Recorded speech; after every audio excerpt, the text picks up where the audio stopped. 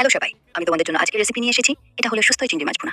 চলো step by step করে শিখি আর তৈরি করি। প্রথম স্টেপ, চিংড়ি প্রস্তুত করা। চিংড়ি মাছগুলো ভালো করে পরিষ্কার করে ধুয়ে নাও। তারপর এর সঙ্গে আধা চা চামচ হলুদ আর অল্প লবণ মিশিয়ে 5 মিনিট রেখে দাও। এতে চিংড়ির স্বাদ আরো ভালো হবে। দ্বিতীয় স্টেপ, চিংড়ি হালকা ভাজা। চুলায় কড়াই বসিয়ে 1 টেবিল চামচ সরিষার তেল দাও। তেল গরম হলে চিংড়িগুলো দিয়ে হালকা করে ভেজে নাও। ভাজা হয়ে গেলে তুলে রেখে দাও। তৃতীয় স্টেপ, পেঁয়াজ ভাজা। একই কড়াইয়ে আরো 2-3 টেবিল চামচ তেল দাও। কাটা পেঁয়াজ দিয়ে লালচে হওয়া পর্যন্ত ভেজে নাও। পেঁয়াজের এই ক্যারামেলাইজড ফ্লেভারটা ডিশটাকে অসাধারণ করে তুলবে। চতুর্থ স্টেপ, আদা রসুন আর কাঁচামরিচ। পেঁয়াজ ভাজা হয়ে গেলে আদা বাটা, রসুন বাটা আর ফাটা কাঁচামরিচ দিয়ে হালকা করে কষিয়ে নাও। সুন্দর ঘ্রাণ ছড়িয়ে পড়বে। পঞ্চম স্টেপ, শুকনা মশলা আর দই।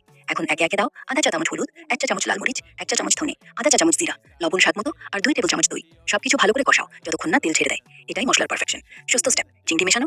এবার ভাজা চিংড়িগুলো দিয়ে দাও। মাঝারি আঁচে 3 থেকে 5 মিনিট নেড়ে চেড়ে ভুনো। চিংড়ি মশলার সঙ্গে মিশে যাবে। সপ্তম স্টেপ, শেষ টাচ।